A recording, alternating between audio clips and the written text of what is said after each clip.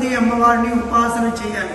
ఆ ఇద్దరిని చేసినట్టయితే విద్యాక్షేత్రంలో ఉన్నతమైన స్థానమానాలు వస్తాయి అని మనకు పెద్దలు చెప్తూ ఉంటారు.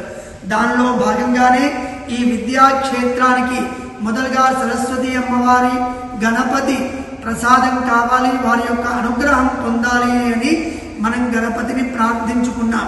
మొదలుగా ఏ పని చేసినా నిర్విఘ్నంగా పూర్తి కలగాలి. అలాంటి విఘ్నాది దేవత అయినటువంటి గణపతిని ప్రార్థించుకొని ఈ కార్యక్రమం ప్రారంభం చేయబోతున్నాం. ఇక్కడ కొత్త విద్యా క్షేత్రాన్ని ప్రారంభం చేస్తున్నాము. ఇది నిర్విఘ్నంగా పరిపూర్ణం కావాలి అని. లోకంలో డబ్బు ఒకటే కావాలి అనుకుంటే చాలా రకమైన వ్యాపారాలు బిజినెస్లు ఉన్నాయి.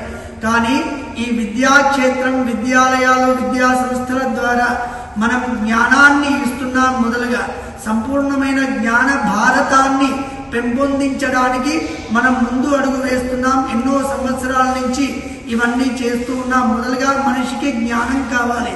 దాన్నే చండీ సప్తశతిలో ఒక చోట చెప్తూ ఉంటారు, విద్యావంతం, యశస్వంతం, లక్ష్మీవంతం అని. ప్రతి మనిషికి కూడా జీవితంలో 3 స్టెప్స్ ఉంటాయి. మొదటి స్టెప్ వచ్చేసి అంతా కూడా అధ్యయనం చేయడం, అనగా స్టూడెంట్ లైఫ్.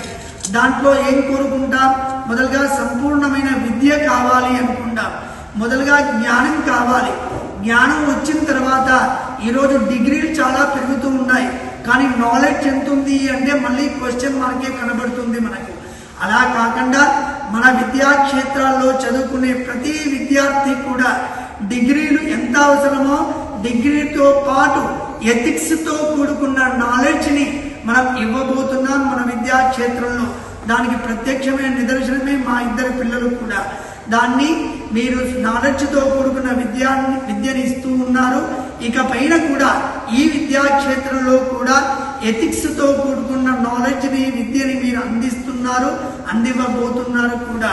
మొదలుగా మనిషికి కావలసింది నాలెడ్జ్ అని. విద్యావంతం అనగా సంపూర్ణమైన జ్ఞానాన్ని అమ్మవారు ప్రసాదించాలి. మాకు, మా పిల్లలకు, మమ్మల్ని ఆనుకొని ఉన్న, మా దగ్గరికి వచ్చి ఉన్న విద్యార్థులందరికీ కూడా మొదలుగా విద్యాక్షేత్రంలో పరిపూర్ణమైన నాలెడ్జ్ రావాలి అని. విద్యావంతం. రెండవది స్టెప్ వచ్చేసి యశస్వంతం అనగా కీర్తి ప్రతిష్టలు అని. మనం పల్లవి మోడల్ స్కూల్, పల్లవి ఇంటర్నేషనల్ స్కూల్ అని ఎక్కడ వెళ్ళినా హైదరాబాద్లో చివరికి వెళ్ళినా మనకు వినిపిస్తూ ఉంటుంది. ఇప్పుడు మనం అంటే ఈ కీర్తి అంటాం దీన్ని. మనం ప్రత్యక్షంగా ఈ స్కూల్ను చూడకపోయినా కొన్ని లక్షలాది మంది ఈ స్కూల్ గురించి మాట్లాడుకుంటూ ఉన్నారు. అదే కీర్తి ప్రతిష్టలు అని. మనిషికి మొదలుగా విద్య రావాలి, తర్వాత కీర్తి రావాలి.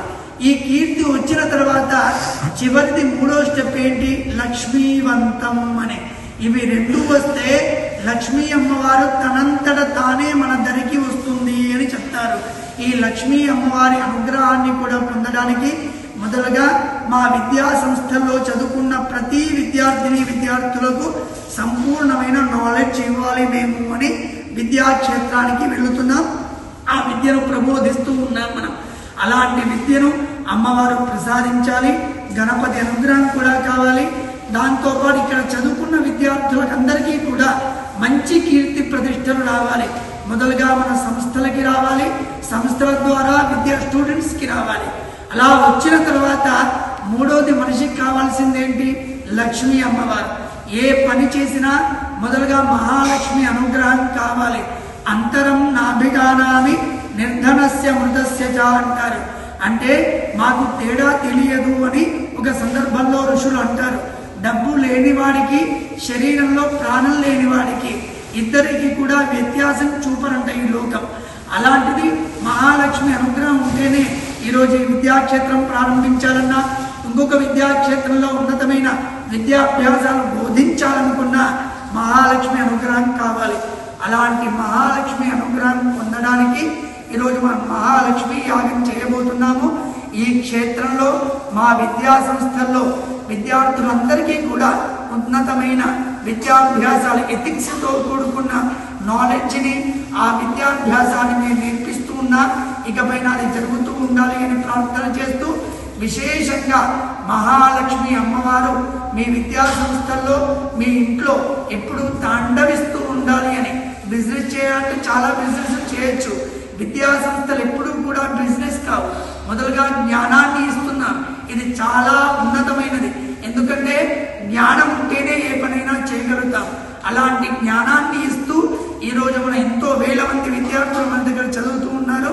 వాళ్ళందరికీ కూడా సంపూర్ణమైన జ్ఞానాన్ని ప్రసాదించమని ఆ గణపతిని ప్రార్థిస్తూ చేయబోతున్న మహాలక్ష్మి యాగం పరిపూర్ణంగా అయ్యి ఆ అమ్మవారి అనుగ్రహం వలన మాకు ఎలాంటి ఫైనాన్షియల్ ఇబ్బంది లేకుండా మేము చేస్తున్న ఈ మంచి పనికి అమ్మవారి అనుగ్రహం కావాలి అని పరిపూర్ణంగా ప్రార్థన చేస్తున్నాం.